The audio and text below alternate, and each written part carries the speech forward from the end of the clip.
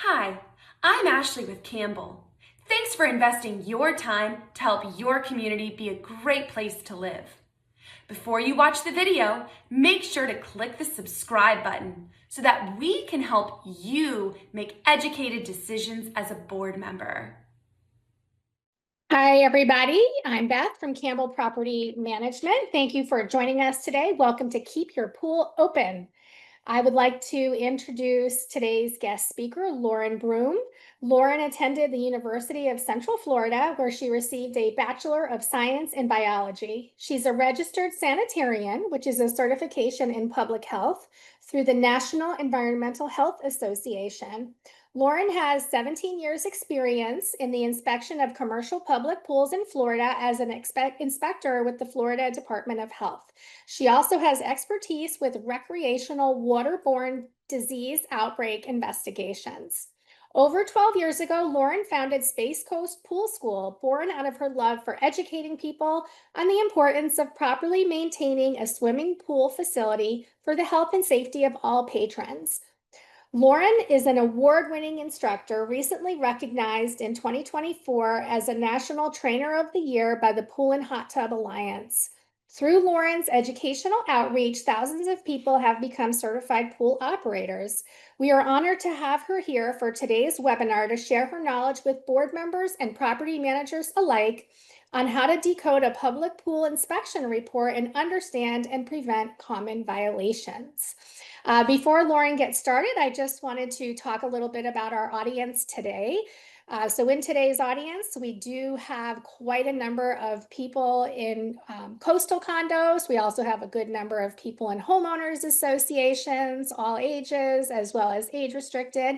And we even have some co-ops. So welcome, and we're going to work on tailoring the content towards you.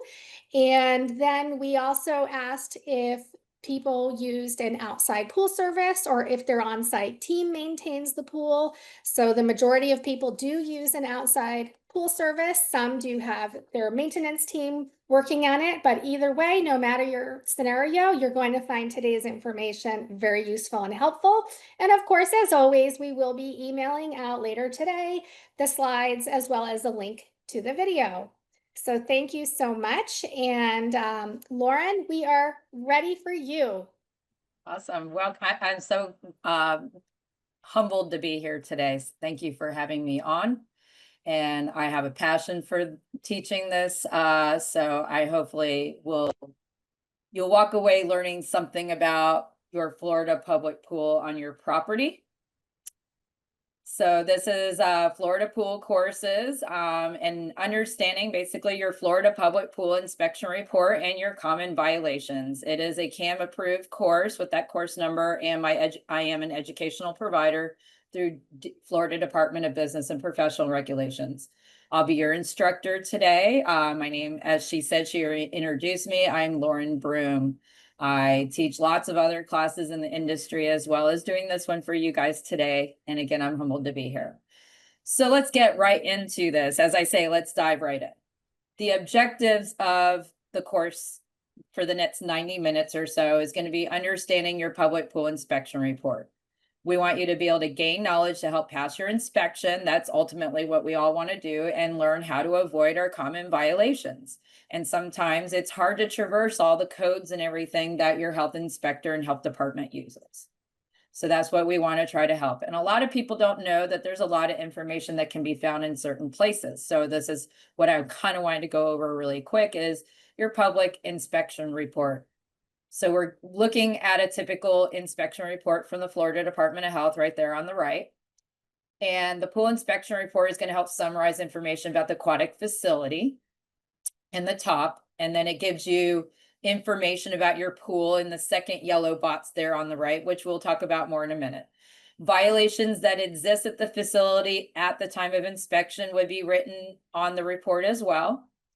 And the local health agency will not advise on correction of violations. It is solely the responsibility of the facility's pool operator or owner to figure out how they're going to correct the violations that have been written by the department on your report. I do want to highlight here, communication with your local health agency is a very important step in the correction of your violations, because sometimes these violations exist because people, there's a lot of fingers in the pie sometimes, and somebody forgets to communicate with somebody else. And so if you can do that, that might help quite a bit there as well. So this is the top section of your inspection report from the department. And I've taken, this is not assigned to any particular pool or anything. And this first yellow box is where you're identifying information for your pool, as your permit number and everything else, the name of the facility, the address it's located at. In the blue box is just giving you what type of pool it is based on volume, or if it's a spa, the ownership, the person in charge, and the pool operator and their contact information. In the green box here is your inspection information. It's giving you the purpose and inspection date, so you know what date they were there, and then also the beginning and end time of their inspection, so you know when they were there. Further down below that, you've got this section here on your inspection report called additional information. On the left is where they would write their levels for chlorine, pH, cyanuric acid, flow rate, and temperature that they would write. And then on the right-hand side is where they would write the actual information that's part of your pool all the time. So the volume, if you want to know how much water in your pool for volume, it's there. The bathing load, if you get a violation on your pool rule sign for not having a bathing load, your design flow rate's there. Here's a biggie. Everybody asks about this one, about night swimming. You can look on your last inspection report, or it's also, you're going to see it in a minute, it's also on your permit. This information here in the blue box is also going to be on your operating permit that you're supposed to have posted somewhere at the pool. And so if it says Y next to night swimming, you've been approved already for night swimming. If it says N, it means you have not been approved for night swimming. We'll talk more about that in a little bit. And then you have your filter type here. And then at the very bottom, you're going to have who did the inspection, who your inspector is, and all their contact information. The pool inspection report, the violations here can be corrected through them doing an on-site visit. The violations can sometimes be corrected if you make a phone call, email pictures or something to them, fax. And sometimes they have to do a re-inspection in order to see if those violations were corrected. And the violation shall be corrected by the re-inspection date that's on your inspection report. Contact your inspector if you want an earlier re-inspection date. They can come out sooner if they can fit it into their schedule, so you can get your pool reopened sooner. Contact the inspector for the opposite. If you need an extension because you need to have more time because you need to order a part and it's just not going to be ready. But a lot of times when I was an inspector, we wouldn't get those phone calls or communication, and I would show up for re-inspection, and then I would call and say, hey, everything hasn't been fixed. Well, we needed more time. I go, nobody called me. So you need to call the inspector, let them know that you need an extra week or two for your re-inspection date. They will do a new report and extend your date out. So the extension date, though, needs to be a reasonable time period. Lauren, we have a couple of questions that have come up. Is every Sure. pool owned and run by a condo, HOA, or co-op required to be inspected? It depends on if the condos specifically have two different exemptions that can exist based on the size of the condo. That would be a whole nother class that we would do on condo exemptions and what that means. And so there's the under 32s and the 32 or more condos. And then there's also an under 32 HOA exemption that came out about 3 or 4 years ago. And that's part of that another class we could do just to instruct you on what does your exemption mean to you as a pool. So when you look at your permit, you will know if you have a full annual operating permit, or it'll say if you're a condo under 32 or over 32 on your permit. So super helpful. Yeah. Yep. The under 32 condos are not typically inspected by the department once they've gotten that exemption. And I wanted to point out really quick that if you do get one of those exemptions, it's not like a lifetime exemption that if you don't meet the requirements for that exemption down the road in the future, you're supposed to notify the department and you would go to a full annual operating permit. So We had one example, we had a condo in the 80s, got their under 32 exemption, and they met all the requirements, never told us. We were reinvestigating the exemptions for under 32 and found that they had given deeded rights to an HOA next door to be able to use their swimming pool. And at that time, there were no HOA exemptions at all. And so that HOA being allowed to use the condo pool under 32 now would require a full annual operating permit and meeting all requirements. So Okay.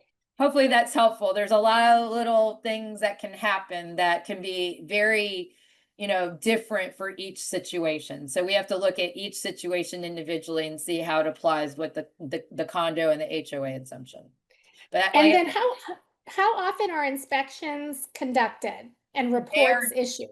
Oh, here we go. So if you have a full annual operating permit, you're inspected twice a year between July 1st to June 30th, because when you look at your permit, there's an expiration date of June 30th that you have to renew and pay for that permit fee before that date.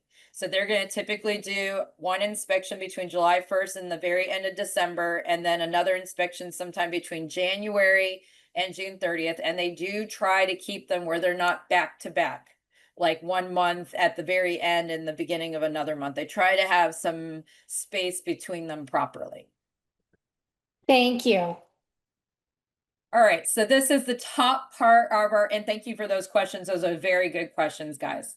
So the top of the inspection reports, what we're looking at again, and now I want to point out at the top that we have the red box gives you your purpose over here under inspection information. So this is going to tell you if they were there for a routine inspection, which is the 2 that they do during the year. If it says re-inspection, it means they came back after a routine already. And when they do a routine and they say they have to correct something, you have to correct by, and there's a re-inspection date, it's going to be up here listed where it says re-inspection date in the yellow box. Your result is just above that. If you have a satisfactory, they're not going to be coming back. The only things that will result in re-inspection are pool closed and unsatisfactory. This is the bottom section where they'll physically mark the in yellow there. This is you'll get the red X that will be right next to the violation number. Okay. So this is giving you, they have 1 through 47 basically that they use. 48 is our other category where we kind of threw everything that didn't fall anywhere else in there.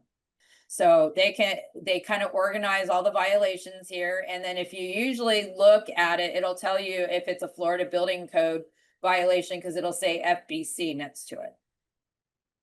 Down below or sometimes on the second page, you have your general comment section.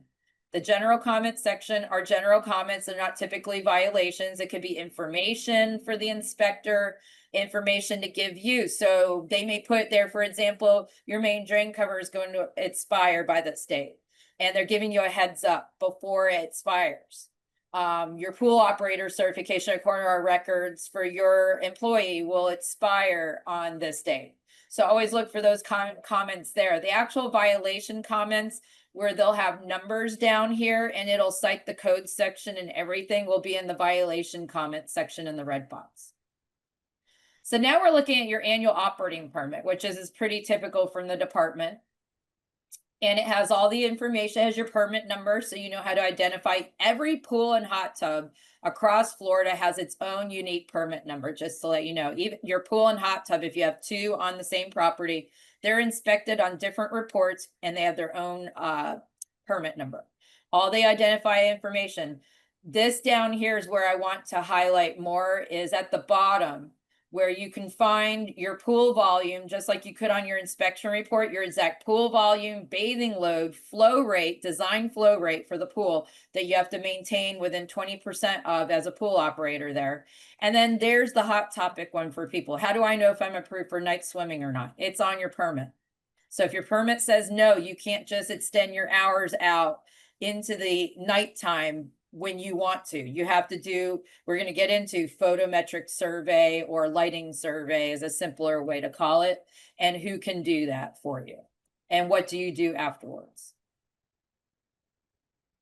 So I'm using this PowerPoint is following basically the inspector guidance document that the inspectors use, and it's based on the version that's the last version that came out in 2023 when the code last updated in June of 2023. It helps keep everybody looking and writing up violations the same across the state so that there's consistency from one county to another. You all are from different parts of the state, but it is a state inspection, and it should be done pretty much the same across the board, no matter what county we're in. And they use 3 different sections. They use a Florida statute, 514. They use the chapter 64E-9 of the Florida Administrative Code, and they use chapter 4, section 454, which is the section in the Florida Building Code specifically for public pools. And so if you have the guidance document, they start talking about type A, B, C, D, and E violations. And I want you to just have a basic understanding of what they are and which ones you really, really got to look at. Okay. Type A are the biggies. These are the ones that require, you don't need to like remember Florida statute, Florida Administrative Code, or Florida Building Code right now. You're going to get the presentation anyway. Type A closes your pool immediately for that one single violation. Okay, type A. Because it's to prevent serious or imminent injury or disease transmission. That is why they're big. Okay, so these type of violations in this section for type A would immediately, single violation would close your pool as a public pool. Okay. And these are things that you or your pool operator needs to be aware of so that they close the pool when they're there and see those things before you wait for the health inspector to show up, and then they post their pool closed sign up on you, and then everybody sees that, and everybody sees that pool closure sign from the Department of Health here, and it's like everybody's got a call, and it's like you're gonna die kind of a call, right?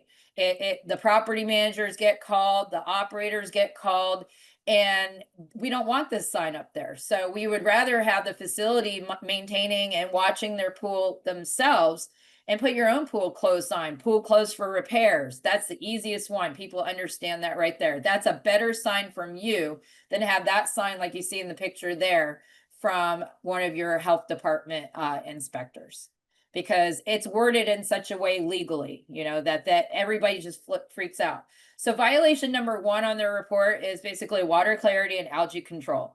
And some examples that would close the pool in this section would be like the main drain cover. You can't clearly see it from the pool deck with your eyes. That means the water is so cloudy, or you have severe biological or algae growth that's clouding the water. And so now they need to provide proper treatment for algae control at that point as well, which will require the pool to be closed as well. So water clarity, I like to put pictures in that go if I have them for each violation type. To give an example, this is a hot tub. You can't clearly see the main drain on the bottom of it. That should be a closed type idea. And then the one on the right is a swimming pool. And if you can't see the main drain on the deep end of that pool, that's where you have to decide to close it, okay, under this violation number. Violation number 2 and number 3 are your physical hazard violations, like unsafe wet deck, sharp edge or broken tile to the point that somebody could cut themselves, or a hazardous pool finish that would do the same thing. So this is up on the rollout gutter on the top near the edge of the pool where it's got grates and stuff. And this is broken tile right here, and so it's jagged, so somebody could cut their hand on it. The inspector could choose to close your pool for that. This is a pool cover that has now obstructed your pool deck along that entire edge up there. That has to be rolled out so that you're not obstructing within 4 feet of the pool edge. So it's a tripping hazard. So the pool could be closed for that, being obstructing that much of your pool deck. This one, if that handrail is loose, or look at the surface and it's really starting to deteriorate really bad, that could be a closure item as well. And then we've got paver decks. We love our travertine and our paver decks. They're great. They're beautiful. We love them. But sometimes they sink and rise. And you got to pay attention, especially within 4 feet of the pool water edge, because that can be written up at that point. You trip and fall and hit your head, fall into the pool. It's a drowning issue at that point. So that's why it could be a closure item. This is a step edge tile that is broken, and that if it can cut their foot, if it's broken in such a way, that could be a closure item. A really, really bad scum line that's, I mean, so noticeable like that, that it could be written up and closed for that. And severe biological growth or algae in the pool like this as well, even on the gutter edge here, that would close the pool. All right, violation number 4 is the depth markers, and this gets a little tricky, and this is going to be, you're not going to remember it. It's going to be in your nice PDF of this PowerPoint that you're going to have. But if you have 3 or more depth markers missing or not legible, the depth markers on the top of the pool curb or deck are not flush or slip resistant, or they're cracked or broken, or those depth markers, if there's a crack through it, it's broken, it could cut somebody. At that point, it's not just cracked through, it's now going to be able to cut somebody or cause abrasions and stuff like that. Now, make sure you understand pool resurfacing would require depth markers to have to meet current rule requirements.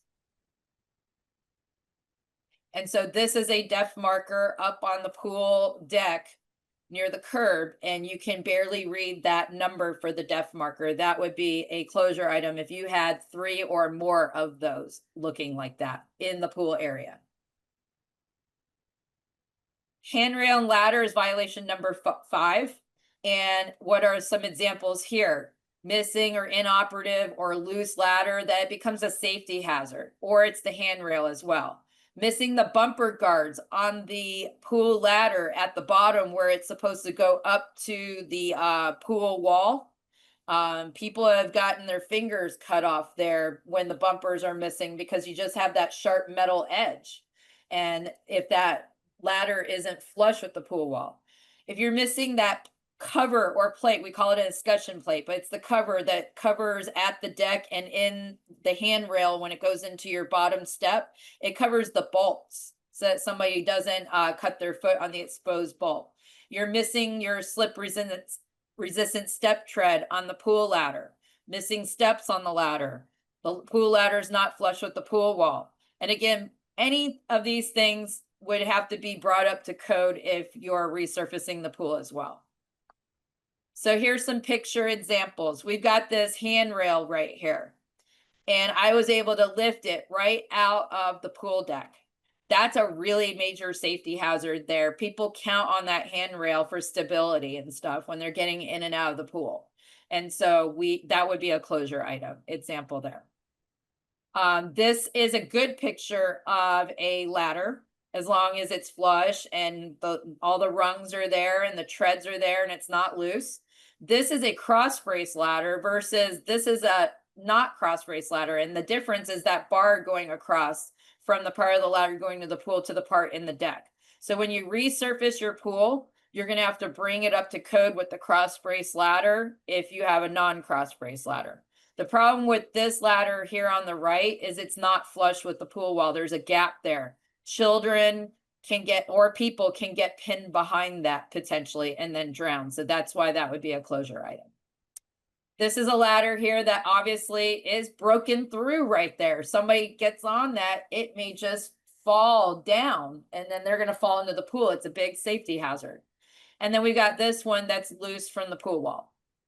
So these are examples of closure items on this violation category. Violation number 6, these are all still type A violations, okay? These are all closure. Keep that in mind in this section right now. Step markings. The picture on the right, that's the first step going into a hot tub. Most of the step tread, step edge tile is missing. If over 50% of that step edge tile, that's supposed to be dark color and slip resistant, is missing, then they can close it. If it's cracked and can cut somebody, if it's sharp, if it's not slip resistant, if you're missing enough of it, it's good. And again, this has to be brought up to code when you resurface your pool. So this is that kind of lighter skyish blue. They don't allow that color anymore compared to the darker denim blue or black step edge tiles you'll see now. And so here you've got a step edge tile. It also on the left is also not skid resistant. It's like they put this slippery tile on the edge there, and that's not going to pass code. And so somebody could put their foot right on that edge and then they just slip. and then they may fall and hit their head or something like that. On the right, again, we've got that broken step edge tile that could cause somebody to cut their foot. The suction outlet, this is our drain covers. So if the main drain cover and any other suction outlet cover that has to have what we call a VGB compliant drain cover, Virginia Graham Baker. Since 2008, that federal law has required every public pool in the country to have a VGB compliant drain cover. If you do not have one, your pool would get closed. And if that cover is broken, missing, or unsecured, then it could be closed. So this picture here, you can clearly see the hole in the main drain cover. Plus this drain cover is the old grate, the old flat grate. The new drain covers have a raised design now, so that it's really hard to get entrapped on it because it's not flat. This drain cover, you can see the hole in it right there. That would be a closure item, anything like this. This drain cover you can see is loose from the frame, and it's because it's missing screws. So that would be a closure item as well. Violation number 8 is your gutter grates and skimmer.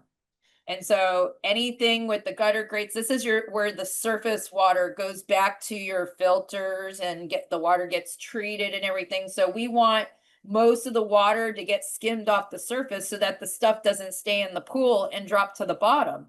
Most of the contaminants in a pool are at the surface. So we want 75% of that circulation to come to the surface, from the surface through the gutter grate or the skimmer. A pool would be gutter or skimmer. They're not both. All right. So injury, hazard on an exposed broken gutter grate could be an example here. Missing skimmer cover on the pool deck. Somebody would just walk and they could break their foot by walking into that open hole where the skimmer basket is. Or if you have a skimmer equalizer line and you're missing the cover or the plug over that opening in the sidewall of the pool. And so here's an example. You have a loose gutter grate. Typically, you are missing a screw or something like that, or the gutter grate completely breaks. So you're looking for those type of things. Lighting. Oh, here's the one that we want to talk about, right? Lighting violations. So loose underwater light from the pool wall. Any type of obvious electrical code violations for lighting.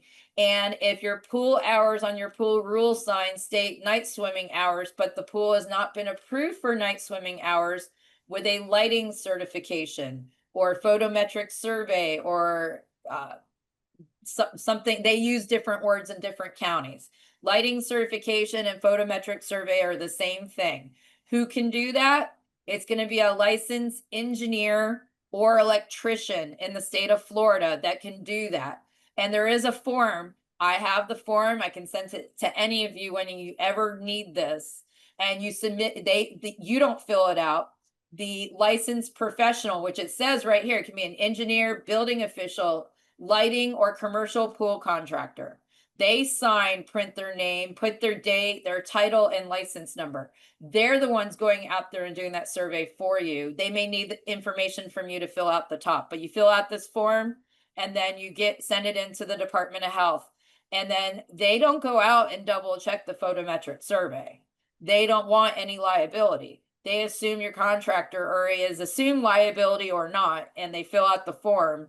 And it would come back on the licensed contractor if they didn't actually go out there and do that and just said, I'm just going to fill the form out for you. You want to make sure it has all the code sections here for the different lighting that they would check off which one they're trying to meet in the Florida Building Code. So you can't. Lauren, really quickly, if you do get approved for nighttime swimming, what hours generally is that? I mean, I've seen people do up to 10 o'clock at night, but technically you could have it open all the time. Because unless you feel that you need to have somebody there for liability reasons, outside of the lighting, but as long as you have the lighting certification filed and your permit's been updated, and what they do is once they get that form, they will update your permit and mail you a new operating permit that now states yes for night swimming instead of no. Thank you. So here's an example of an underwater light coming out of the niche. So I just wanted to give you a picture of that. That would be, close it until you can get that light put back in properly. This is one just starting to come out of the niche. So you can look like straight down and you'll see it. This one's definitely, I've had some pools open when I went out for inspection with the light up on the gutter edge and the wire following it up.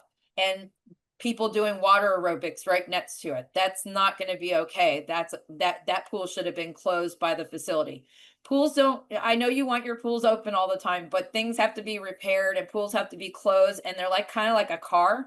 You have to budget and have money available to fix things like you do and there's normal things that have to be done, like wear and tear.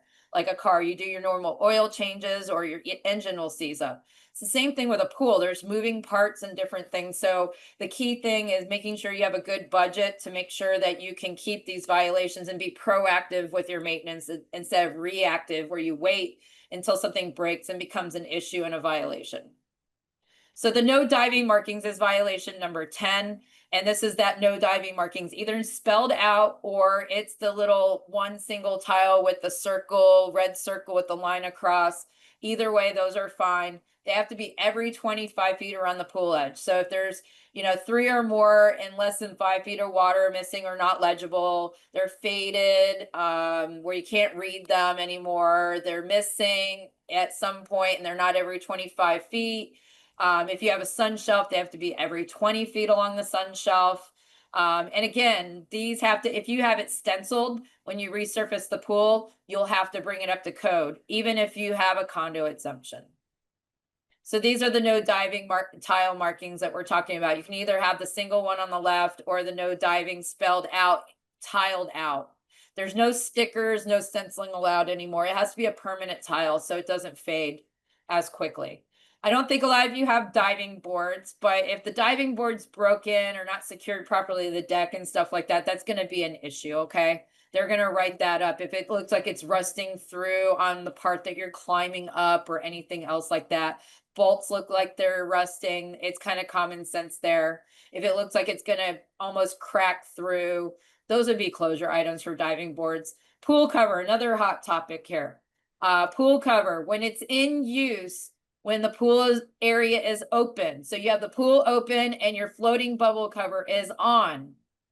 The pool area itself has to be closed off, all the gates, so that nobody can get in there. Because if somebody falls in, it can wrap up around them, and if they can't get out, they drown.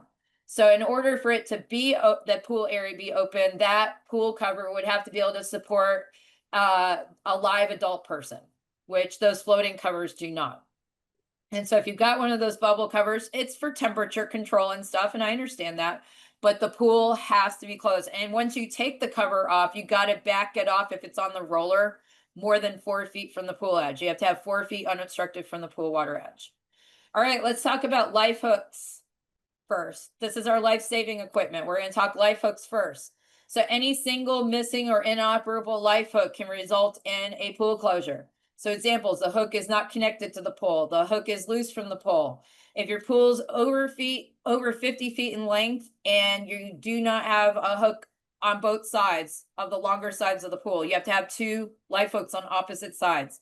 Or if the life hook is connected to a retractable pole that is 16 feet when you retract it out, you can't have it on a retractable pole. It has to be a single pole that's 16 feet long. So look at your bolts and wing nuts like you see in that orange circle there. Those rust out eventually. Make sure you're not missing one of them, because that's what holds the hook into the pole safely.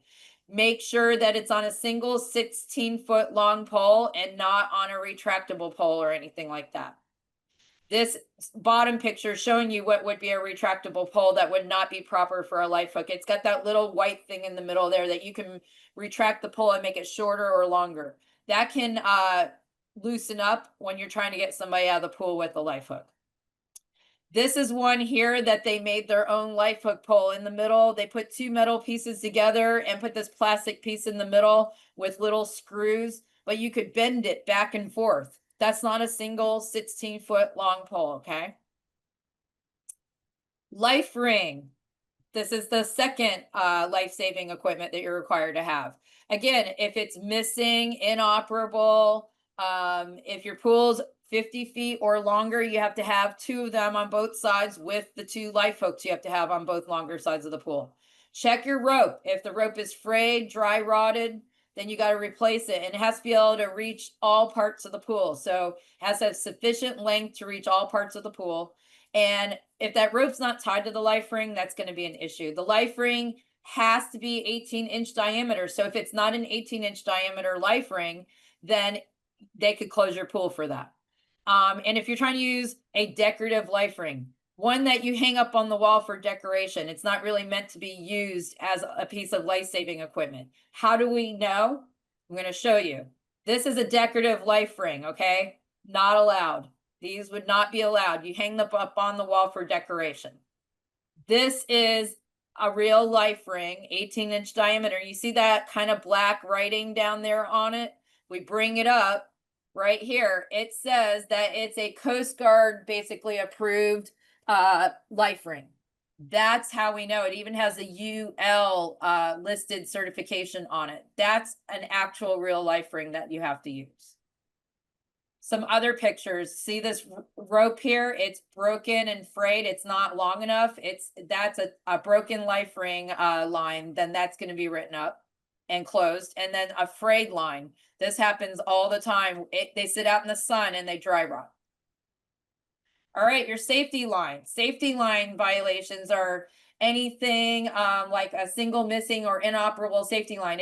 It's not attached properly. If the safety line is in a pile on the pool edge because somebody took it off, the floats are broken or the floats are not installed, 1 every 7 feet is what's required. Then that's a closure item under type A. This is the safety line. So you have a quick drop off in the middle of the pool where suddenly drops to a deeper very quickly. You have what we call a tile break line right here. See that dark blue on the bottom of the pool? You can kind of see it, the 4.5 foot line here, depth marker. Before that, 2 feet before that, they've got the safety line. And that's that physical safety line that tells you before you even get to the tile break line, before it drops off really quickly. And this is for safety, guys, because some people don't realize the quick drop off otherwise. So this is, again, that safety line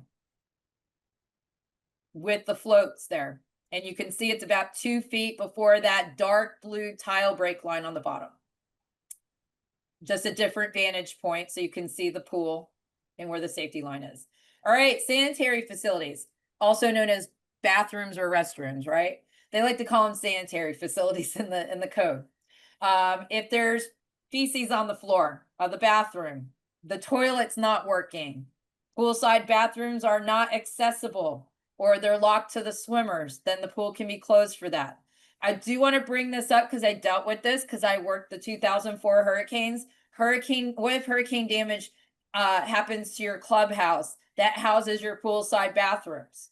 You have to have the poolside bathrooms. What do?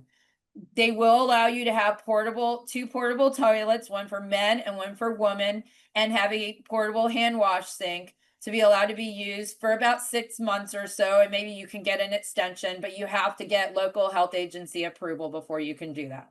So I know hurricanes happen in a lot of our areas here in Florida. So that's something that's good to know for you, that you can, if the pool's fine, people want to go out and use it because it's hot after the hurricanes come through. They have no AC, they want to go to the pool, but the bathrooms were part of the damage. So they can't use those for safety reasons. Get the portable toilets, put the portable toilets outside of the fenced in area of the pool though. Don't put them on the pool deck.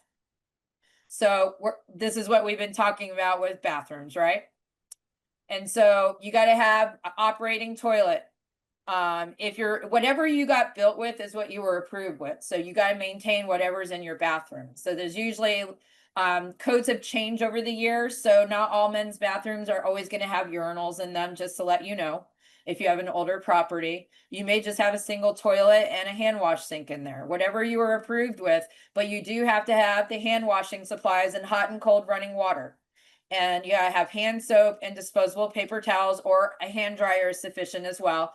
If you have paper towels that are disposable, you have to have a waste basket as well.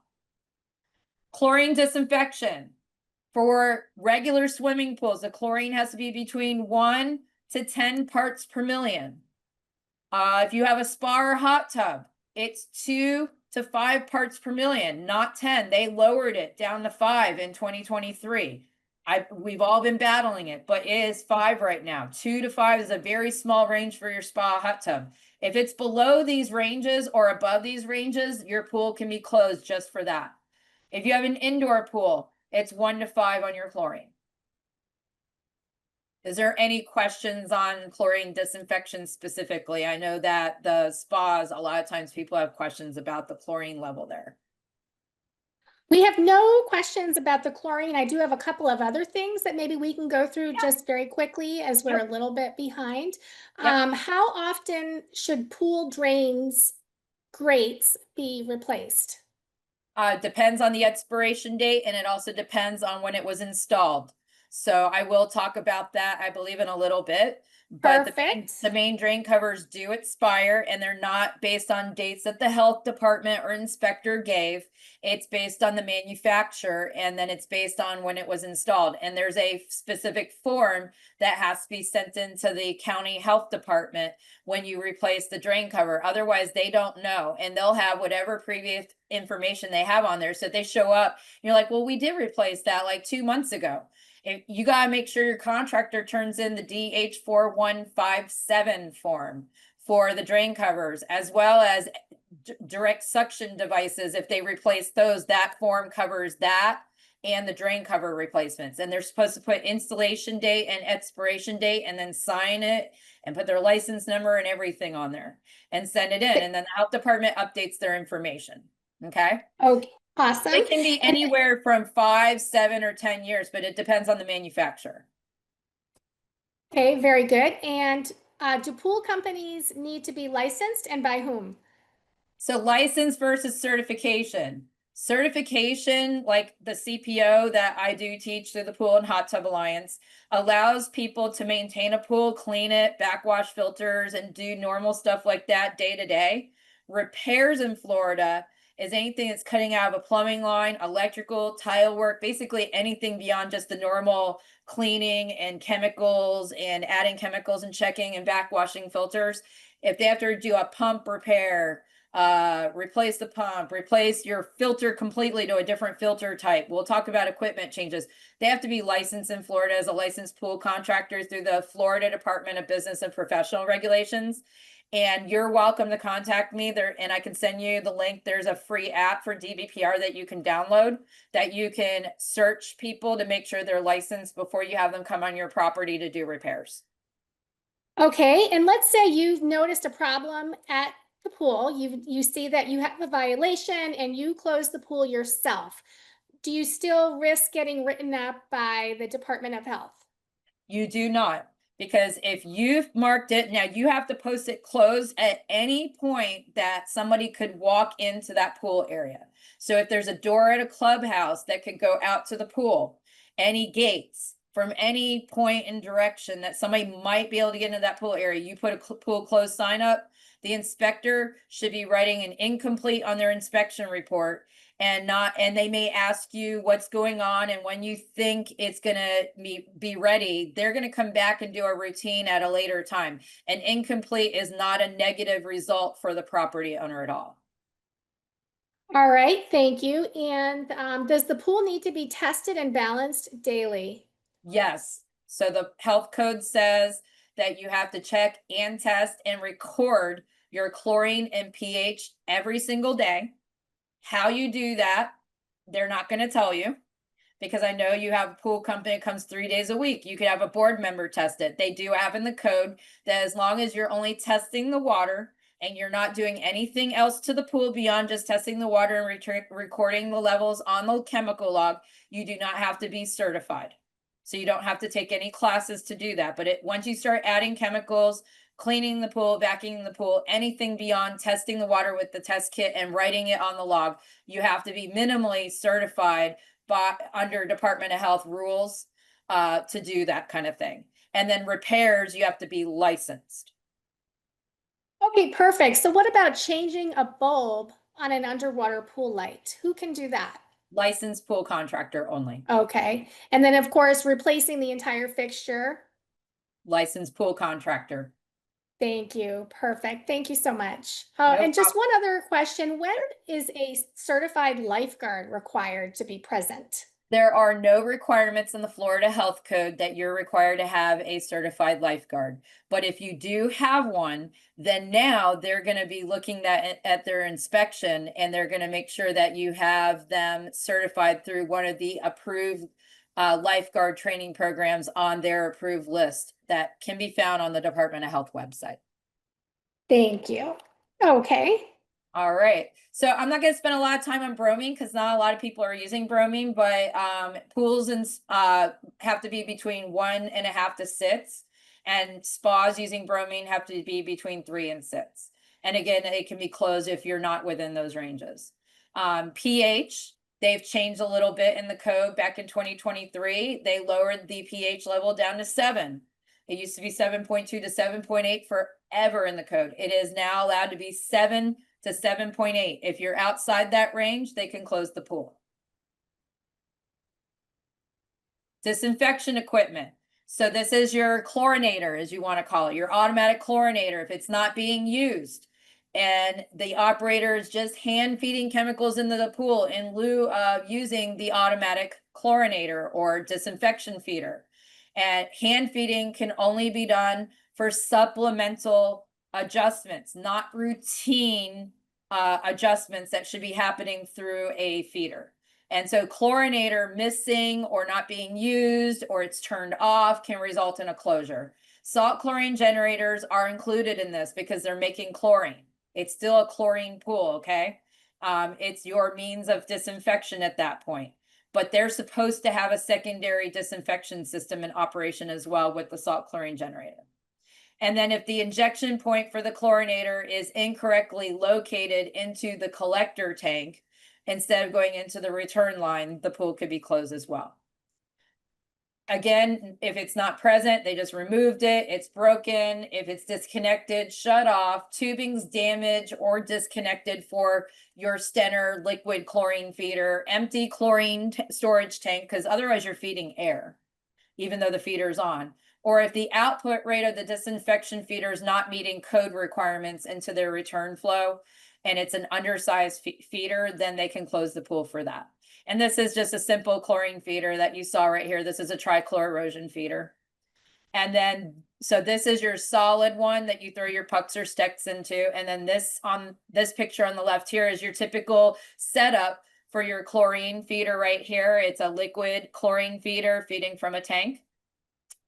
And it's feeding from that tank right there. And it has to be labeled. That tank has to be labeled. This is just another chlorine feeder in the equipment area. And then this is an ORP controller that's controlling your chlorine feeder. This is a salt chlorine generator here on the left. And on the right, we've got a trichloroerosion tablet feeder, as you might want to call it. So again, as I said, if the container isn't labeled chlorine, acid, whatever it is, it's mislabeled, you cannot use color coding either. It has to be word labels on the label.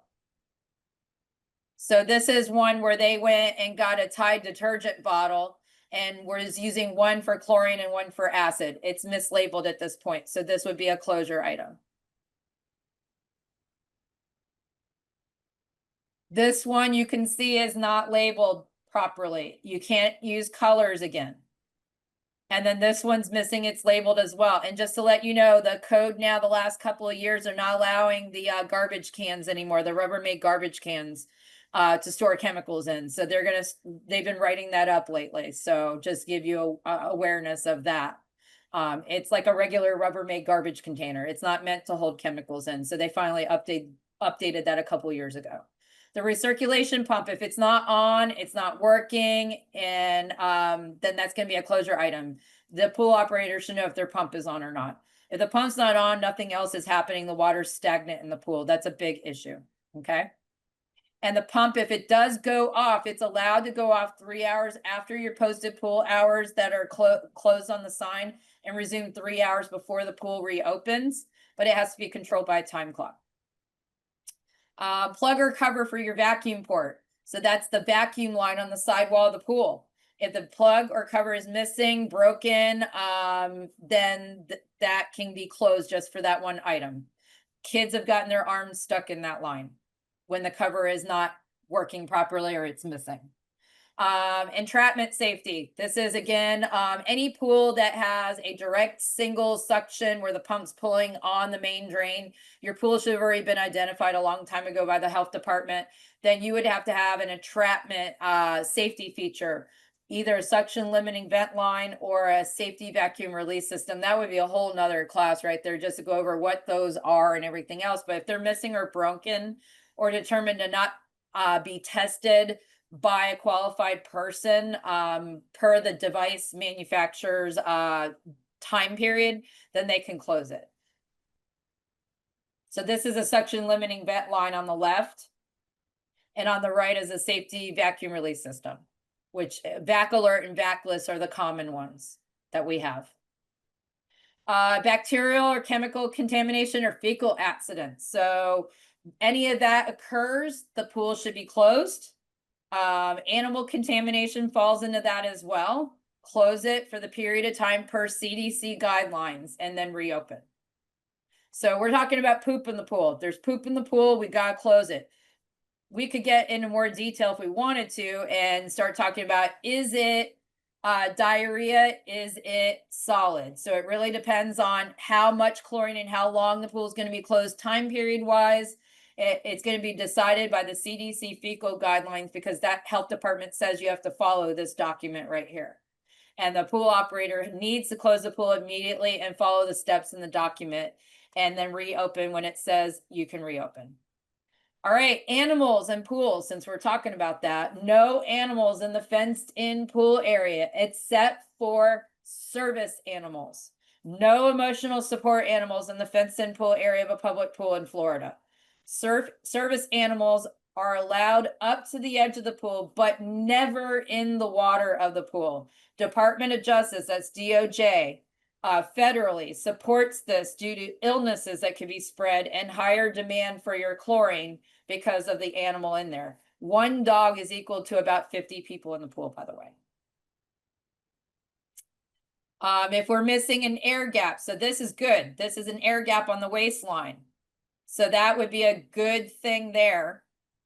Physical air gap on your line is what you have to have. Here, this is not good. So the ones here, they're not meeting the 2 inches or more from the rim, having for their air gap for when they backwash filters or discharge water from the pool through that line to your sanitary sewer or wherever it's going. Equipment changes, unapproved equipment changes, depending on what it is, like disinfection equipment, filters, pumps, or other equipment that it's major have been modified that can cause serious issues, or we don't know what it does to the engineering of the pool, it can be closed for. All changes have to be approved by the jurisdictional building department and local health agency. So make sure you're notifying everybody. So some examples. We have a trichlor erosion feeder and we want to take it and convert the pool over to liquid chlorine feed with an acid feeder. That's a total different change. They're not like for like changes. It's going to need to go through and be submitted on DH 4159 to the Department of Health. We go from this same kind of feeder to, say, a salt chlorine generator. That again has to go through the same process as an equipment change. What about sand filters? A sand filter system, go and you want to take it all out and change it to cartridge filter system. That is not a like for like change at all. So again, if it's not like for like, it's probably going to have to be submitted on the DH 4159. What about your fence or gates? If there's a breach on the enclosure on the fence or gate, or you have a broken gate or latch, that's going to be a closure. So like this gate can't actually latch properly. If you can see it right here, it's not latching. That is going to, it has to close on its own and latch on its own. All right. Gaps under the gate or fence are going to be a closure item as well. Pools built before May 2004 code revision are not required to provide fencing, but it's highly recommended. And then we get into our other category for type A, and it's basically people If the pool is open to people, when any type A violation occurs, then the pool is going to be closed. The pool is open to people when the annual operating permit has been revoked, suspended, or denied. If the pool is open to people when variance provisions are not being maintained, waterborne disease outbreaks without corrective actions, drowning, fatal or non-fatal due to pool facility condition, electrical hazard that's evident visually by touch or by incident. A referral is usually made to the local building department from your health inspector as well on anything electrical. And there's standing water in your pump room. That's going to be some examples under your other category. This is a pump room that has it's flooded with water. You need to have a sump pump down there to get all that water out, because you can't make your pool operator go down there. It's not safe with all the electrical equipment and then they're standing in water. Okay. Wires being spliced, put together, it's a mismatch here. That's a big problem. So correction of your type A, owner operator can mitigate these violations while the DOH inspector's on site to maybe be able to avoid the pool from being closed. Some examples would be like pools with more than the minimum number of ladders or handrails may remain open. Remove or replace your broken gutter grates right on site. Replace or cover your skimmer on the pool deck if you have another cover somewhere. Making your diving board where it's inaccessible, and then you could still use the pool. Write and this is a simple one here. You have a black marker. Can you please write chlorine and write acid on both of the tanks while I'm here? Then they're not going to close it most likely. They'll not even write it up. Okay. Replace the vacuum cover plug on that vacuum line. That's easy to fix if you have one there, and just put it back on, because most likely they just forgot to put it on. Type A violations may be re-inspected at any time after notice or re-inspection date on the inspection report. The results are marked as an unsatisfactory. So closure is only for type A. Type B is unsat on your report and corrected within 7 days. All right. Examples. Under violation number 27, water level and the water level control in the equipment area. If the pool water level is lower than the level of the skimmer or the gutter system, now you're not able to have proper skimming action of the water surface. We said the water surface is important. Or if the water level is higher than the level of the skimmer or gutter system, it does the same thing. So you got to have a good proper level in the pool. So on this one, you can see the water level is below the level of the gutter here. And the water level is too low in this pool as well. So that would be a unsatisfactory, re-inspect in 7 days. Thermometer, only if you have a heater. So thermometer is required on a heated facility. If you have a pool heater, you have to have a thermometer in the line downstream from the heater. So if that inline thermometer is broken, missing, then it's going to be a unset, re-inspect in 7 days. And so this is kind of where your inline thermometer would be located at, and it looks like this. And it screws into that plumbing line there. And it'll give you it's like a dial reading Fahrenheit, okay? Type C violation. Lauren, before we get into the type C, I just have a few questions that have popped up that I'm just going to go through kind of rapid fire. Yep. Where can somebody look to see if their pool contractor is licensed? On the Florida Department of Business and Professional Regulations, which is myfloridalicensing.com. Perfect. Somebody did look there and they weren't sure where to go next after they got to the website. Yeah, it's very complicated. So I can send whoever a video on how to navigate that website to get to do what you need to do. So at the end, I'll have my contact info, and I'm sure the ladies from Campbell Property Management will have my contact info. You're welcome to contact me anytime about any questions from this presentation or anything moving forward down the road when you're dealing with the health department or your pool contractor or education of pool maintenance or anything like that. Okay. Perfect. And how do you handle people that want to swim in the pool but don't have a bathing suit or choose not to wear a bathing suit for whatever reason? There's nothing in the health code that says that people have to have a bathing suit on or not. It's kind of like the swim diaper thing for kids or adults that are in diapers. We get calls on that all the time, and there's no requirements in the health code that it has to be on your sign or anything. What we would normally tell people is go ahead and put it on your sign. It's not negating any of our required rules that you have to have on your sign. We just always said, put like all persons and don't make it just children, because there's adults in diapers, not just children, so that you kind of keep everybody included in it, right? And then, Thank you. and you can certainly do that if you want to limit, and say nobody in diapers in the pool. You can certainly do that, and the health department isn't going to write that up for that being on the sign. That's up to the HOA or condo, that association that wants to put that on there or not. Perfect. And what if there's an incident in the pool with a bird? And the That bird is, has, it's going to be treated under the CDC fecal guidelines as a solid stool incident, like from a human. It's a 2 part per million for 30 minutes, and then you can reopen the pool. So that's the perfect. amount of chlorine and contact time that would kill anything that would be spread by birds to people. Perfect. And then does the permit have to be posted near the pool, or can it be posted inside the clubhouse on the bulletin board, for As example? long as it's conspicuous and the inspector has access to see it. That's part of their inspection. They're looking for that. Perfect. And then to say the pool is closed dawn to dusk, but you don't list specific times, does that cover it? Is that okay? Yep. Or the Yep, pool is that's- open Yep. or closed using Yep. dawn and dusk? Yep, you can write Okay. dawn to dusk on there. Perfect. And then for kids and adults in the pool with diapers, can you just elaborate what kind of diaper? Any diaper. Swim diapers are included, because if they're wearing that, they're obviously probably not fully potty trained. Adults, it's normally because they're going to be they've lost some bodily control, right? So they're in diapers because of that. So anybody in those categories, it's because you don't want to risk having a fecal accident in your pool. On top of illnesses that could be spread, you're also worried about, now if there is something that slips out into the pool, depending on consistency, if it's considered diarrheal, your pool's closed for basically the rest of the day. It's closed for at least almost 13 hours.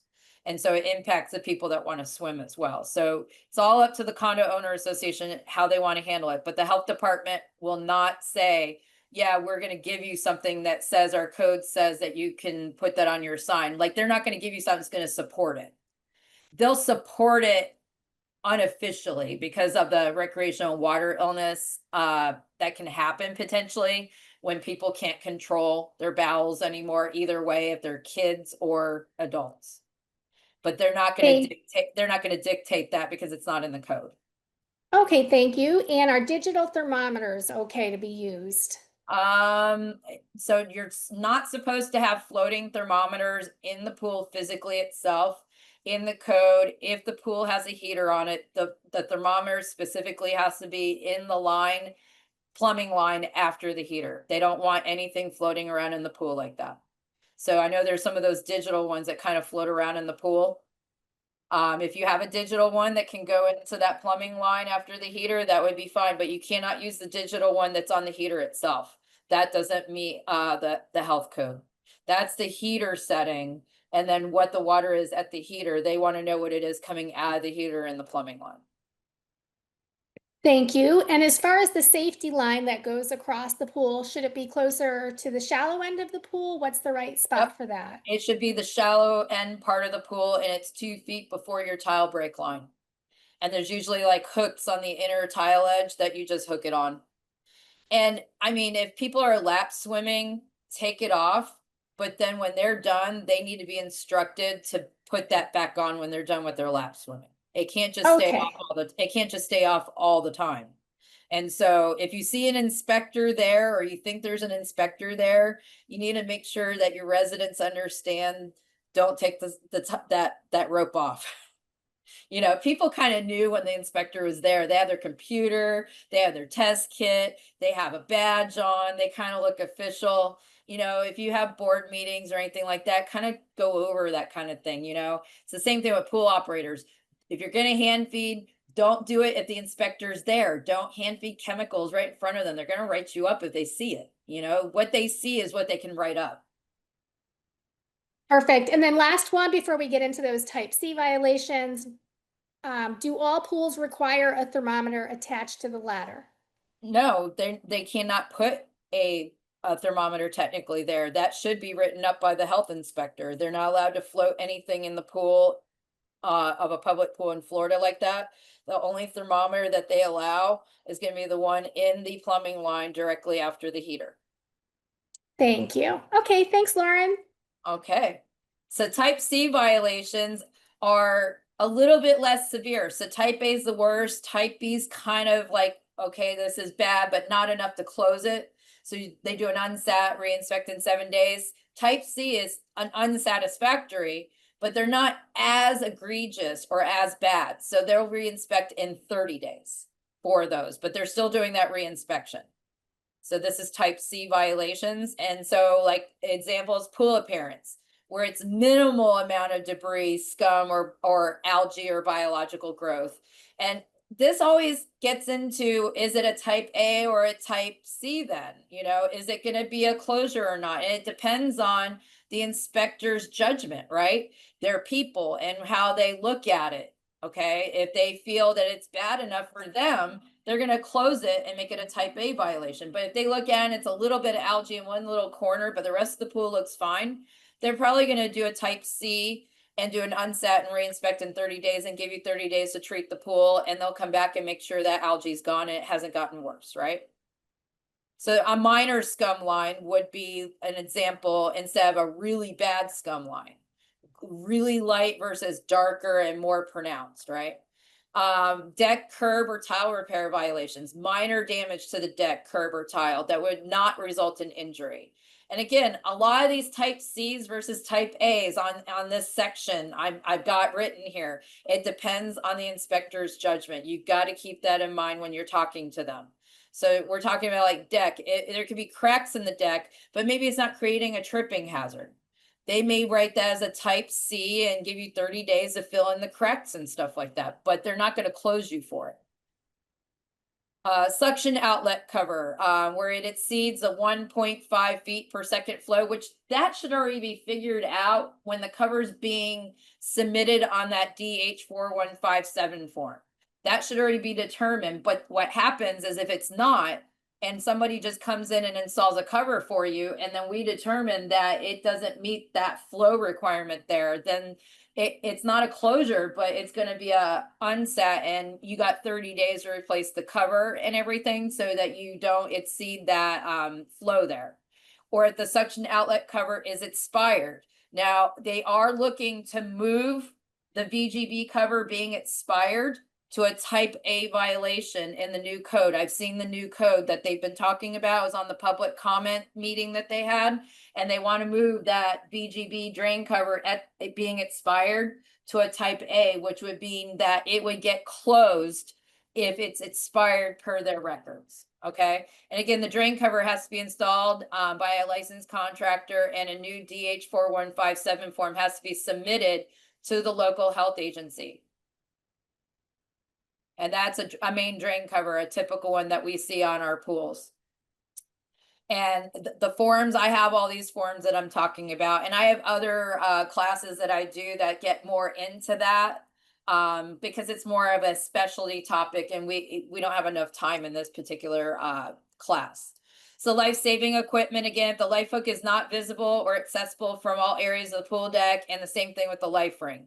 If you can't see it, it's not conspicuous, it's hidden behind vines, behind plants, along a wall somewhere, but it's not visible from the pool or pool deck, then it's a unsat, reinspect in 30 days. Same with the sign. If the pool rules sign is not visible or legible from the entire wet deck, or the no diving signage is not visible or legible, or the pool rule sign is non-compliant or missing, they can do an unsat and reinspect in 30 days to make sure that it does. And this is the current required pool rule sign now that you're supposed to have, by the way. And you have to fill in the bathing load, the pool hours, and the pool maximum depth has to be filled in now, all those things. Black marker fades, guys, stickers come off. Have somebody checking your signs. So this sign would be a unsat, check in 30 days, because the condition of it, you can barely read it the way it looks. It's been out in the sun way too long. This one, what's wrong here? The maximum depth of the spa, the blank is empty. So that would need to be fixed. Now, if they could do that on site with a black marker temporarily, then I wouldn't mark it as a violation. You can correct some things very easily if there's somebody on site to do it. This is the bathing load, just showing you the bathing load. It's an old sign, but I'm showing you the black marker when people do that. And then here's your dawn to dusk. Now they wrote dust. It's dusk. So make sure you're putting dawn to dusk with a K on those pool hours lines. This one, think when you make your pool rule signs. Talk to your inspector before you have your sign. Send the rules over for your new sign to the inspector and get them to approve it before you have the sign made, so you don't waste money. And then they come out and write stuff up. Pool restroom fixtures. If you don't have they're not operational, but they're operational, but there's less than the number of required fixtures. You've changed something and you took one of your fixtures out, like one of the urinal, or you took one of your sinks and you had 2 sinks out. Then they'll do an unsat for that and reinspect in 30 days. All right, you have to have a test kit on site. If a test kit's not available for daily testing of disinfectant pH levels, or the test kit reagents are expired, or using a test kit that's not an approved DPD test kit, this is not the approved test kit. When you're on the left, you're testing in yellow, that's for the chlorine. If they're testing, doing a test for yellow and chlorine, that's the orthotylodyne test kit. They do not allow that. They have to use the one that tests the chlorine in a pink color. That's a DPD test. And so the test kit, if it's not on site, if the test kit is missing the cyanuric acid test for the required weekly cyanuric acid testing that's required for any pool that uses stabilized chlorine or puts granular cyanuric acid separately into the pool water, they have to test that weekly and write it on the log. Chlorine and pH is daily, and then cyanuric acid is weekly. So cyanuric acid violations for a type C, unsat, reinspect in 30 days. If your cyanuric acid in the pool is 100 ppm or greater, or if you have a spa or hot tub, it's 40 ppm or greater, will result in a unsat, reinspect in 30 days. Remember, cyanuric acid levels can only be lowered through dilution. So they do have to do partial draining of the pool and refill with new water, which will increase your water bill and sewer bill. But it's the only way to get rid of cyanuric acid once it builds up above these levels to correct the violation. And cyanuric acid comes from the use of dichlor, trichlor, or separate granular cyanuric acid on its own. That's the only 3 ways you're going to get cyanuric acid in the water. Spa requirements and ORP controllers. If it's inoperable, so the ORP is inoperable, disconnected, or missing, or the pH or ORP probes are disconnected or not calibrated properly, or there's visible alarm signals that have shut off your chlorine and your pH feeder, then it's going to be a unsat and do a reinspection in 30 days to make sure it's been corrected. ORP controller is basically the controller. It's like a computer that controls your chemical feeders in terms of, it's very common on our commercial spas and hot tubs here. So if the ORP is missing or inoperable on a spa built after May 25th, 2004, that's going to be the issue. That's the cutoff date. So if your spa was built before that, you're not actually required to have an ORP controller, by the way. So you could take that off and remove it and just have your chlorine and acid feeder run continuously. You cannot feed trichlor or dichlor on a commercial spa since June of 2010. This is an ORP controller. Be aware, look at, the operator should be looking at their pH reading, looking at the alarm for the pH if it's on, the ORP millivolt reading. And then if there's an alarm on for that as well, they should have the manufacturer manual for any of these controllers, okay? But they have 2 probes that read the water, and then you put set points in it. And when you get to set points, it shuts the feeders off until you're off from the set points, and then it kicks the feeders back on. It's kind of like an alarm clock, kind of, where you can set what you want for the alarm to go off. Water level in the pool, skimmer, if the skimmer weir door is inoperable or missing, if your automatic water level control device in the equipment area in the collector tank is not functioning properly, then you can't keep your water level where it needs to be. So they're missing their wear door here on their skimmer, and here, that's their automatic water level control device right there. They have a little thing that's kind of propped up holding the float. It works like a toilet bowl, and it's like a float that's in the collector tank to keep the water in the pool itself at level. If your pH feeder is missing, not working, unplugged, whatever, you can't hand feed for the acid feeder. You have, if the pH feeder is there, it has to be working, but it doesn't close the pool. If it's missing, damaged, whatever, or unplugged, it's going to be unsat, re-inspect in 30 days to make sure that it's been corrected. And this is typically the acid feeder would be next to the chlorine feeder, feeding from an acid tank that has to be labeled again properly as to what's in it. Violation number 31 is your filter and pump. So this gets into the flow rate of the pool. If it's more or less than 20% of your design flow rate, that is indicated on your annual operating permit or your inspection report. The volume of the pool is designed to turn over the water every 6 hours. This is why. For example, if your inspection report or annual operating permit indicates that, for example, your design flow rate is 100 gallons per minute, the acceptable flow rate on the flow meter that you're actually looking on the flow meter would be between 80 and 120 gallons per minute. You're 20% above and below. Anything beyond that is going to do an unsat re-inspect in 30 days. And there's a flow meter that should be installed on the return line. Other filter pump violations like diatomaceous earth, DE filter grids showing signs of wear or are in need of replacement. If the DE powder is bridging across the grids, I'll have pictures in a minute, or you have a ripped or torn DE filter grid. So this is bridging of the DE powder across the grids. You can see it going across from one grid to another. That would be an unsat re-inspect in 30 days. And again, this violation could result in a type D violation if the inspector thinks it's very minor. Okay. This is really bad here. These are the grid cloth on the grids are torn. And so that allows DE powder and unfiltered water to go back to the pool. And if it's torn enough like this, it's going to be an unsat re-inspect in 30 days as a type C violation. Flow meter. The flow meter re-inspect in 30 days is if the flow meter is inoperable or missing. If the flow meter is stuck, the little metal piece or red piece in there should be moving. This is a very common violation.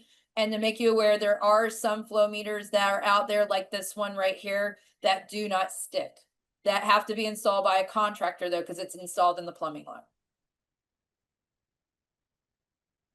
And if you can't read the flow meter, the regular ones that we have, they have black writing on it from the manufacturer, it rubs off eventually. They can't just take a black marker and write on it. You have to replace the flow meter. And if the flow meter is installed in the incorrect location, because it's supposed to be installed on the return line, then it would be unsat, re-inspect in 30 days. Pressure and vacuum gauges. These get written up a lot too. If they're inoperable, broken, or missing, they're located before and after the pump to be able to tell the operator how the pump is working and if there's issues with the pool pump itself. The equipment room. These violations here for a type C re-inspect in 30 days would be chemicals being stored in right next to the pool equipment, right next to it in the pool equipment room, like DE powder or chlorine and acid that are corrosive to the pool equipment and is reactive to the moisture in the equipment room.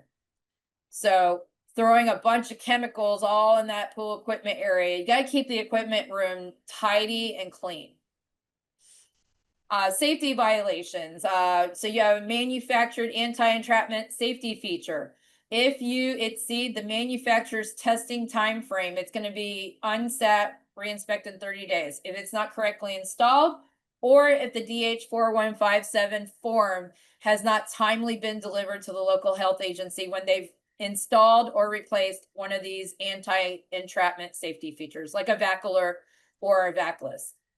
No valid permit, or if you never applied for a permit. So annual operating permits not renewed by July 1st. They can actually close your pool for that now.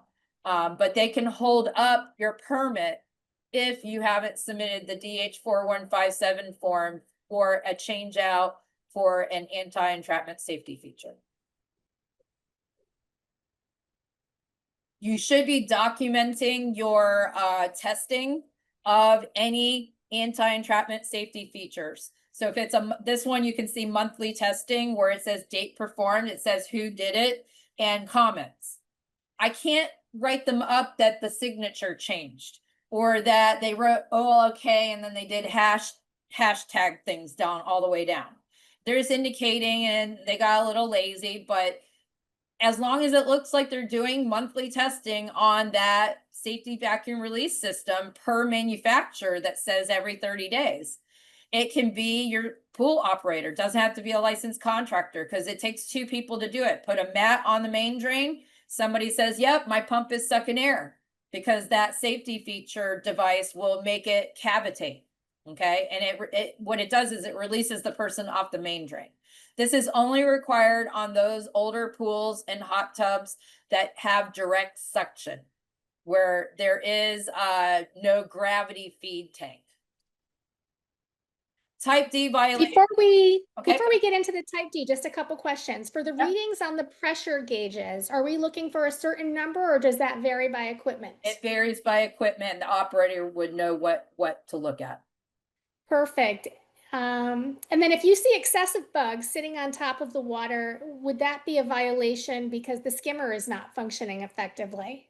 It could possibly, again, you know, those type of violations dependent on the judgment of the inspector. If they're seeing a few bugs, they're probably not going to write it up because it's Florida, it's summer, we get the ants all the time in the pool, and then you got love bug season, but you've got to have enough pool cleaning. So if you've backed off to like 1 or 2 days a week pool cleaning instead of 3 days a week or something like that, now your pool's not going to get netted and cleaned and vacuumed frequently enough. It could result into a violation like that where the inspector is going to have an issue with it. So sometimes backing off your maintenance stuff like that, the routine stuff you're doing, can result in those violations. Okay, and is 3 days a week service? Okay, now this doesn't There's really nothing, define. there's Yeah, nothing in the code that service. defines any of that. The only thing that's in the code that's defined is how often chlorine and pH has to be tested and cyanuric acid. And you have to maintain everything within code requirements. So you have to decide, can you do that in 2 days a week service, 3 days a week service? Do you have somebody that's willing to test the water the other days? Okay. They have to be, Perfect. yeah, again, they don't have to be certified. So it could be a board member that's willing to go do it on the weekends and have one that's willing to do the other days and write it down on the chemical log. And so that's allowed. But how many people that are retired and stuff want to go out and test the water in the community they live in? So if you're trying to get the pool company, so it depends on the answer, right? So we can't dictate how many days a week you do your pool service. All the health inspector can do is dictate you're not doing your daily testing of chlorine and pH. Now, if the inspector shows up on a Friday afternoon and the chlorine and pH has been written up ahead of time for Saturday and Sunday, that's going to be an issue and a violation. Normally, I'd make a phone call and go, hey, can you tell me what the lotto numbers are for Saturday? Because you already know what the chlorine and pH level is for tomorrow. And it's only Friday and it's not Saturday yet. So, you know, for me, things like that, that's going to be an issue. You don't want somebody falsifying records either to try to meet requirements. But that's what the code says, and that's how it can be written up. They can't dictate how often you have your pool. They can only dictate it through their violations. So if they write up the pool and it's based on it's not being cleaned or skimmed or vacuumed based on that violation, then that's kind of telling you might need to have an extra service day. Instead of 2 days, you have 3 days a week. But that's up to you guys. You guys have to maintain your pools within these standards. And how you do that is pretty much, other than the daily testing of these things and the weekly testing of cyanuric acid, they're not really going to tell you how to accomplish that, right? And is it true that the inspectors don't come on Fridays anymore? There's nothing in the code about that.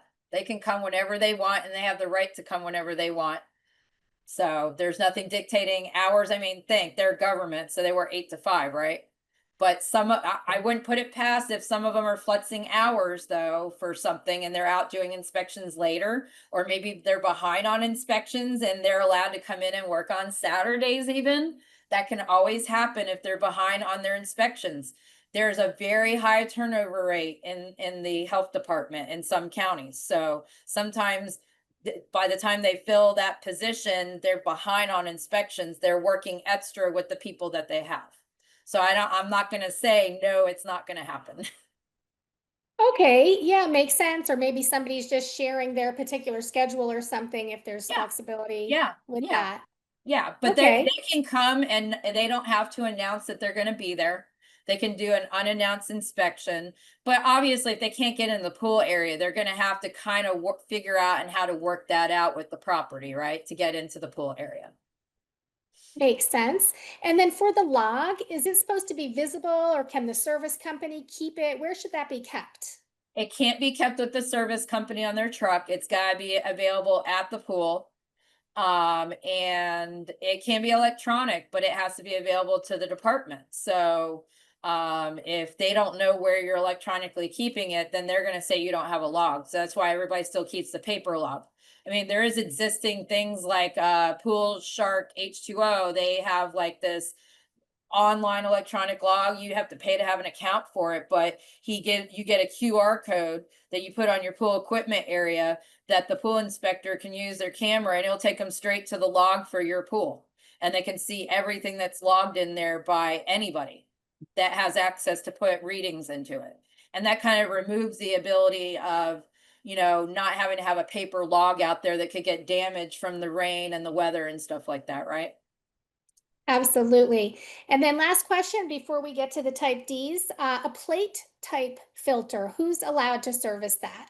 A plate type filter. What Yes. what do they mean by you mean the DE vacuum I'm system? The one with the just grid? reading the question. Let's see, maybe they'll get back to us in a few Get minutes with back the to us on that clarification. one. What do you mean by Yes, a plate filter? I've never heard of that. I'm wondering if you think like the one with the DE grids down in the water tank. maybe That that's what it is. Yeah. vacuum, did they come back and say anything? Not as yet. Okay, so it's a vacuum, if it's a vacuum DE filter and they have to replace the DE grids, that has to be a licensed pool contractor. Yep, it is DE grids. Yes, Yep. thank you. If the Okay, D grids have to be perfect. replaced, then they're replacing and going down there and doing work. It's going to be a licensed contractor. Perfect. And then last one, does every commercial pool need a log or does it go by the size of the pool? And how long do you have to keep the log? Every commercial pool is required to have a maintenance log there, a chemical log there. Fantastic. Thank you There's so no, much. and that's a very good question. There is no retention period in the code. That's one of the failings of the code that I feel, because I teach in other states too. South Carolina says you have to keep your chemical log for 18 months. Here in Florida, there is no retention period like that for that chemical log. What I'm going to tell you as a good idea, which is not in code, right? Good idea.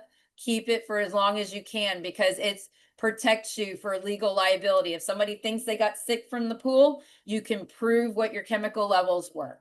All right. And that's more impactful, because if they try to sue the property, it could be for $1 million or whatever it is, a lot of money for their medical expenses and everything else. At least you've got something to show. So that's kind of where I give you the good idea of keeping it for that, because that's a lot more impactful to you than just the Department of Health at that point, right? Yes. All right, type D violations include all violations that are obviously not type A, B, C, or E. They overlap in violation types based on the discretion of the inspector and severity of the violation. But these type D violations result in satisfactory check at the next inspection. All right. So examples, tile pool finish. If there's like a thick layer deposited, like organic material on the tile line, pool finish is worn, or there's exposed aggregate just in one area. It's not like pitting in the whole pool or damage to the whole pool surface. One little area of your pool surface, maybe up on the gutter edge or something, is kind of worn through. You can patch that. So that would be satisfactory check at the next inspection, which it should be about, 6-month period or so, but that's not perfectly always 6 months. It could be 4 months. It could be slightly 7 months, depending on when they did their last inspection.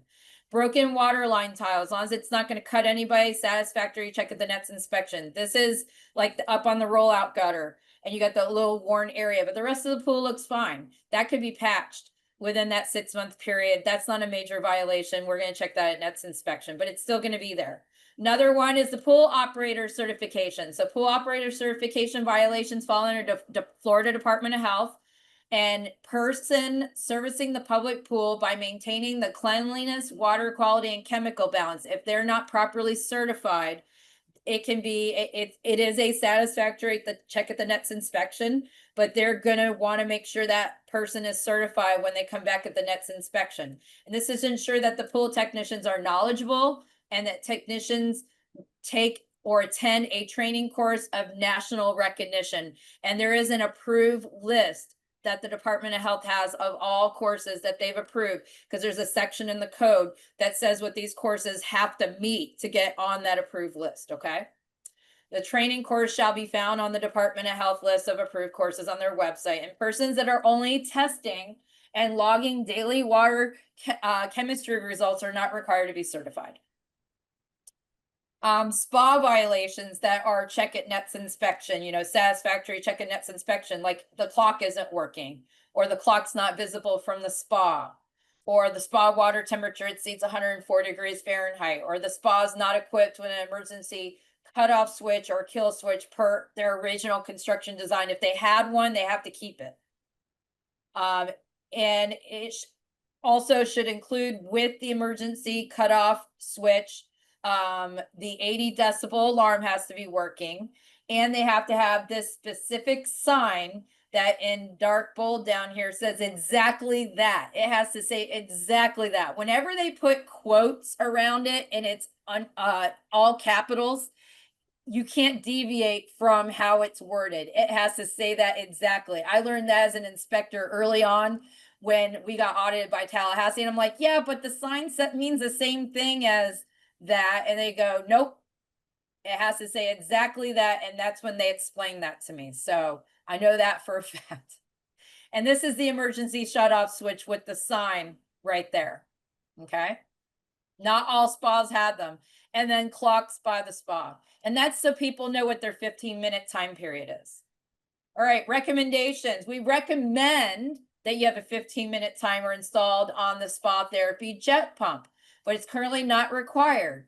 But the Department of Health is considering that as a requirement in the new code. And again, it's to help remind people to get out after 15 minutes because of hyperthermia. All right, wading pools. I'm not going to talk a lot about these, but they have to have a method to quickly dump it. So if they're missing that device to quickly dump the wading pool, then it would be re-inspect nets inspection, satisfactory check at the nets inspection. And that's they're usually 1 or 2 feet deep for kids to play in. When it comes to disinfection feeder, violations that would be like check at nets inspection, be a satisfactory. If you're adding like erosion tablets to the skimmer basket, or you're putting the tablets in the surge tank, the collector tank, or you're putting chlorine floats in the pool, you can't do that. So this is like a mesh bag in the collector tank with trichlor tabs in it, or they put them in the collector tank and they're at the bottom, or they put them in the skimmer basket. This would be written up, but it's not a closure or an unsat. It's satisfactory check at the nets inspection. They don't want to see that there when they come back. Nets inspection, okay? You can't just take your 5-gallon bucket of chlorine and drill some holes in it and hang it in your collector tank. Why is it bad for the chlorine to be where it is? There's a reason for it. Reason why there's a violation, because this type of chlorine is very acidic. And if you put it right before the equipment, it's acid. It's like acid. It's going to deteriorate your pool equipment. There's a reason why the chemical feeders feed into the return line after all pool equipment, because it goes directly to the pool and it dilutes out before it comes back and would do any damage to your pool equipment. So there's reasons why violations are what they are, okay? If you have liquid tanks out there, they got to be sealed. You can't have any ability for rainwater to get into it or other organic matter like leaves or anything else, okay? The filter pump violations that we would check at next inspection, minor tears or bridging of the filter grids. And again, depending on the inspector's judgment, they could say this is a type C violation that I would reinspect in 30 days. All right. So they're looking at the filter grids. Somebody called them plates. They kind of look like that down there, but we call them filter grids down there. Thermometer violations, broken inline thermometer on a non-heated facility, because you don't have to have a thermometer on non-heated facility really, but if you have one there, it's got to work still, but it's not going to result in a reinspection that quickly. It's going to be check at next inspection. Or if that thermometer is inaccurate, they tested the water and then it's like 25 degrees off. These thermometers stop working at a certain point. They have to be calibrated sometimes. All right, pressure gauge and vacuum gauge, like the DE vacuum filter currently has no DE on the grids, or the vacuum gauge inches of mercury is higher than what the baseline is that the pool operator knows that it should be at, then it can result in check at next inspection type violation. Equipment area or equipment room. If it's filled with other items like empty cardboard boxes, empty chemical jugs, lawn equipment, Christmas trees and decorations, or if your lighting in the pool equipment room, when you have a room, isn't working because you have to meet certain lighting requirements in the equipment room. So you can clearly see where you're at and what you're doing in the equipment room. So the clutter needs to be removed, basically. If you have no fencing or barrier around your equipment or pool heater and it's an outdoor equipment area, if you can't lock everything up and make it inaccessible to those that shouldn't be touching it, you got to put a fence around it and then lock the gate. These minor type D violations are normally checked at next inspection, but again, severity and inspection judgment, it could lead into a type C unsat reinspect in 30 days. Cross connection. I used to write this up a lot. You're missing vacuum breakers on your hose bib. So this hose bib here, it's missing the vacuum breaker. This is a splitter, not a vacuum breaker that these two hoses are hooked on. This is a vacuum breaker. The copper piece that the hose is on the hose bib and then the hose is screwed onto that. That's a vacuum breaker. It prevents backflow. Any hose bib in the equipment area or the fenced in pool area have to have vacuum breakers on them.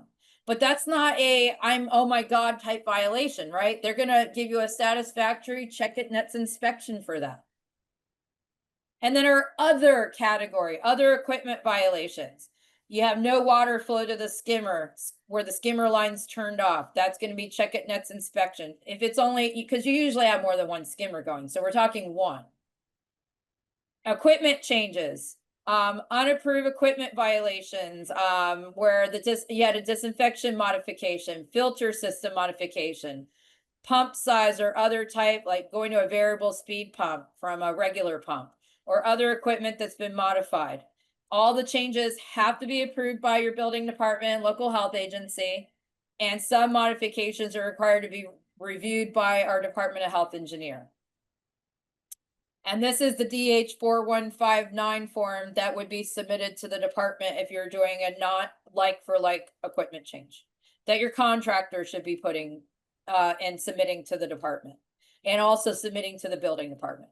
So equipment change violations are type D if the violation does not create and results into a type A violation, meaning it's not capable of causing serious public health or safety conditions. And also if the violation does not reduce your allowable bathing load by the flow loss of greater or equal to 20% off your design flow rate. So approved chemicals, check at next inspection type violation. Approved chemicals have to be used. So if you're using chemicals that do not bear the NSF ANSI insignia on the bottle, on the label, which NSF stands for National Sanitation Foundation. Their standard, these chemicals gets that written on there by meeting certain safety standards. So we recommend checking specialty chemicals for NSF approved, because that's usually where you don't have to see the NSF approval. And the NSF logo can be found on your approved chemicals, and it would look like that. Maintenance log, kind of talked about this already, but the check it nets inspection category, okay, what maintenance log? If there's no maintenance log available for review, damage, incomplete, not legible, no record of daily pH and disinfectant readings, or cyanuric acid is not being recorded weekly on the log. All of those things would result under that violation category of 44 maintenance log, check it, satisfactory, check it nets inspection. It's not a closure, it's not an unsat. Make sure that people are looking at their logs. So this is like a pool I inspected in April 2009 when I was an inspector.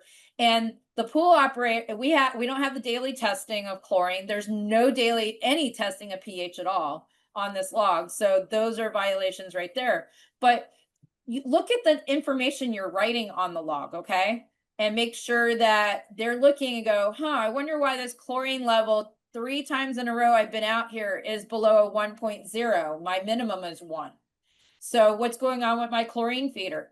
These logs are there to help for legal liability, communication, and also to help with maintenance, to be proactive with our maintenance. You don't just write numbers down and walk away. Don't let them write the chlorine's a 5 every day and the pH is a 7.4 every single day for 5 months. There's no way. It's going to vary at some point. They're just writing something down on the log. So this pool had a pool company Monday, Wednesday, Friday. On this month, they only had 3 readings that when they were there that met the minimum chlorine level for a pool. May 2009, they again only had like 2 or 3 readings that met the minimum of a 1.0. And then we get to June 2009, and I came in and did inspection on the 18th of June that year and got a 0 and closed the pool. But you can see none of their readings before that, the whole month. It getting hotter, longer days, more UV radiation, breaking down your chlorine. We got more rain. And so he was hand feeding the pool. And there was a clog, a simple clog on the tube going into the return line for the chlorine feeder, because sodium hypochlorite added to water creates table salt, which builds up in that tube of your chlorine feeder. Simple proactive maintenance is changing the tubes every 6 months. All these things are taught in pool operator courses, okay? And so he didn't do that, and he just decided to hand feed liquid chlorine in, and it catches up to you at some point eventually, okay? So use the log and look at it. Don't store your log over a chemical storage tank. Chlorine fumes, acid fumes will degrade the paper. It's like you had no log. If it's not there or it's broken up and torn, it's like you had none. It doesn't matter how well you did it. If the pool, you pay an entrance fee to get in, which I don't think it applies to any of you. They have to post their most recent inspection report up conspicuously. And then we have our other category, other violations that would result in a satisfactory check it nets inspection. Missing or broken covers on the floor or wall returns where the water is coming back to the pool. Missing or broken covers on the therapy jet inlets of a spa.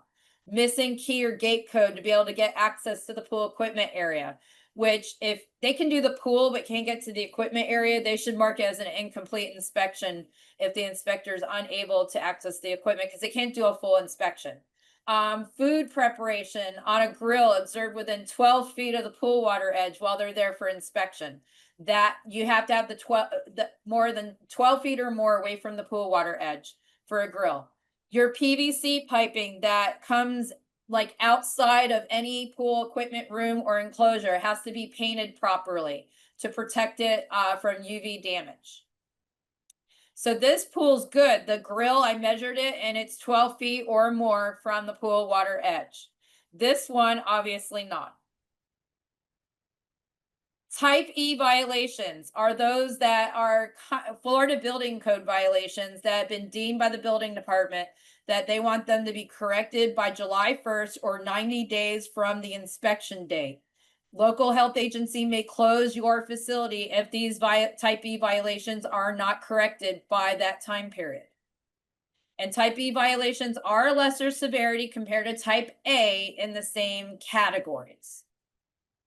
So with def markers, remember we said 3 or more? So if you only have 1 or 2 missing or illegible, then or you're using unapproved markers, or there's more than 2 markers, so that would be a type E 90 days from inspection date or by July 1st. So it's an unset, and then you have 90 days from inspection date or July 1st, whichever comes first. All right. And they won't release your permit if you haven't shown that you've fixed these particular violations, even though they're minor. All right. Remember, more than 2 markers missing or illegible will result in a type A. Handrail ladder, again, for type E, is if it's a loose handrail ladder or you're missing an escutcheon plate on the ladder or handrail. If it's worse and it's creating a safety hazard, then it would turn into a type A. So that's kind of the key there, is if it's a safety hazard bad enough, then that same violation now converts into a type A and the pool would get closed. Step marking violations, over 10% tread length of the step edge markings missing or faded to their color value here, meaning it has to be a dark color for the step edge tile, right? Again, if it depends on severity and inspector discretion, it could flip over to a type A. Gutter grates and skimmer violations, 3 or more gutter grates missing or broken, skimmer weir door broken and missing, broken or missing skimmer basket, broken skimmer cover on the pool deck. Again, any of these type Bs can flip to a type A.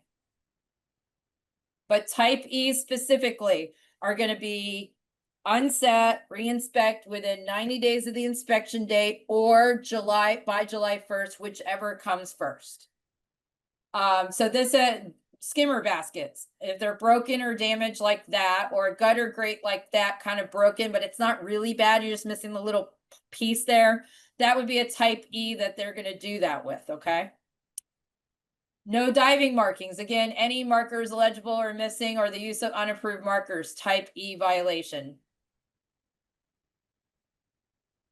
Deck shower. We didn't talk about your poolside shower, deck shower. If it's missing or not working, it's going to be a type E violation. So always check your deck showers. Make sure they're working and that they're not obstructed. This one has a plant growing all around it. People are probably going to avoid using it then.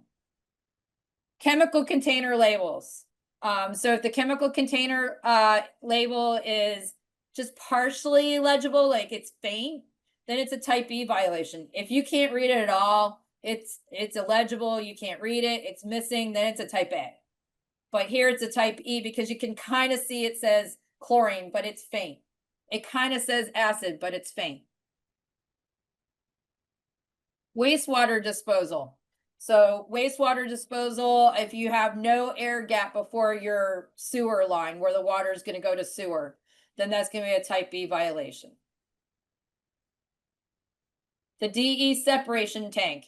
If it's missing, it's a piece of equipment. When you backwash a DE filter, it collects all your old DE, so it doesn't just go to your waste line back to the wastewater treatment plant. They don't want it. It clogs everything up. If that piece of equipment is missing or inoperable and you had one, you have to have whatever you were built with, you have to maintain on your pool. Equipment changes. If the equipment change reduces the flow rate by greater than 20% or more of the design flow rate, the bathing load, it gets reduced. This could be due to a pump or filter change or a heater addition or modification, most likely. Then that would be a type E violation due to that equipment change. Fences and gates. So if it's just kind of damaged, but not all the way through, it doesn't allow to have a gap in the fence. So it's just in minor repair. It's not breached. And it's a pool that May 27th, 2004 moving forward is required to have a fence. Then it's going to be a type E violation. So it's kind of rusted through here on this pool fence, but it's not breached. That would be a type E. Type A would be gap in the fence. And that's because a toddler could fit through it at that point. Gaps under gates too. It's not just the fence itself. So this is our most common violations that were the top 10 from top to bottom that were written up in the inspection year for the Department of Health 2020 through 2021. And the first top violation was the maintenance log. Second one was flow meter. Probably stuck flow meter. That was so common for me. Pool rule sign, main drain cover violations, the other category. free chlorine level or bromine level, the disinfectant level. Filter pump, maybe because it was off when they showed up for inspection, the pump wasn't on. That's a common violation 31. pH, right out of range. Handrail or ladder violations, loose, not flush at the pool, whatever it was. And then the last one in that top 10, gutter grates or skimmer violations. So those are your top violations written up in that inspection year. I wanted to bring up emergency telephones because they get asked this all the time. So emergency telephones on the deck are not required in code. They tried to a couple of times and it never passed in the Florida House and Senate. It never even made it to the floor. It has to go through 3 committees, and the bills never made it through committee 2 different times. So you're not required to have it, and your health inspector can't write it up if it works or not. It's not in their code. They can't make up stuff, okay? If it's not in the code, they can't write it up. So if you want to check it, that's great, but they're not going to write it up, and they're not probably going to check it at all. So any questions at this point? I know Yes, I've got a couple. I got a softball question here. How long is the CPO certification good for? 5 years. Wonderful. And if somebody does get CPO certified, do they need to get their own insurance, or are they covered by the association's policy? They're covered by the association as long as they're a direct employee. Excellent. And we've done a pretty good job, and you've been really gracious, Lauren, answering questions as we went along, so we don't have too many here at the end. We do have an inquiry. Are there consultants who help fill out the Department of Health forms? I can certainly help you with that. Thank you. And is it a good idea to have a baby pool on the pool deck? A baby pool on the pool deck. No, the Department of Health will not allow that if you're a permitted facility in the fenced in area. Outside the fenced in area, they have no say. Yeah, I think we all have baby pictures of ourselves in one of those good old-fashioned baby pools somewhere. Yep. All right, so we've got just a few minutes left. I just want to put my contact info up in case anybody wants to contact me for any reason after. There's lots of things that we didn't talk about, and I hope I get to come back in the future and maybe do a different topic on Florida public pools, like the condo exemptions or something like that might be interesting. Like, how do I file it? What are the requirements? What does that mean to me? Kind of a thing. So. Oh yeah, there's endless questions when it comes to pools and spas and things like that. Jess, can you talk really quickly? What are the key differences between a pool, a spa, and a wader, also known as an in-ground kiddie pool? Yes. So a kiddie pool or wading pool is usually only 1 or 2 feet deep. It's made for little kids, kind of learn how to swim. The the real littles, and so that they're not in a deep pool. Those aren't as common. So that's why I don't spend a lot of time on those. They're not as common. The spas or hot tubs are the ones that are 98 to 104 degrees, and a lot of communities do have those beside a pool. They're run separately. Commercially, they're never tied together. Like residentially, you can have a spillway, but commercially in the code, they're always separate. They have their own equipment areas, and the water's never commingled, so they're separately recirculated and everything else. Spas are specifically so you can go in there and relax, right? You like to sit in it and have the jets going, and you're like, oh, after a long day, right? And that's what people use them for. And then a traditional pool is going to be for those that want to lap swim or just go in normal, like what about 85 degrees Fahrenheit in pools without being heated right now at this point in the summer. So that's kind of the difference in the different pool types commercially that we're going to have. I mean, other things that get inspected are water parks, and then we have splash pads as well. I don't know if I didn't think you guys would have splash pads, but splash pads that recirculate the water are treated in the code just like a swimming pool and are inspected as such as well by the department. Okay, and What's the difference between dawn to dusk and 30 minutes before sunset and 30 minutes after sunrise and all of It's that? it's the same way because that's how they define it in the code. Dawn and dusk is they'll define it in the Florida Building Code as the 30 minutes before dawn and 30 minutes before the sun rises and 30 minutes after the sun sets. Perfect. And do liquid pool chemicals require secondary containment? The health department, so this is going to be fun, and I try to explain this to people. There's a disconnect between DOH and some places based on, so OSHA would be where the secondary containment would come into play. So if there was some kind of complaint from one of your maintenance people because something happened, OSHA might decide to go out and do an inspection at that point. Normally they wouldn't, and they would write you up for not having secondary containment. But the health department cannot write up OSHA federal standards because they're state government employees. So they don't have requirements for secondary containment in any of the codes right now. Another disconnect that I feel should be in our health code that they do not have right now. Okay. And how long should DE filter grids last on large tank systems? What's the life expectancy? It depends on the use, so we can't really define that. The operator will know when they're looking at the grids and they start getting that wear look to it. So you once they clean the filter and get the DE powder off, that's when they can clearly assess the grids.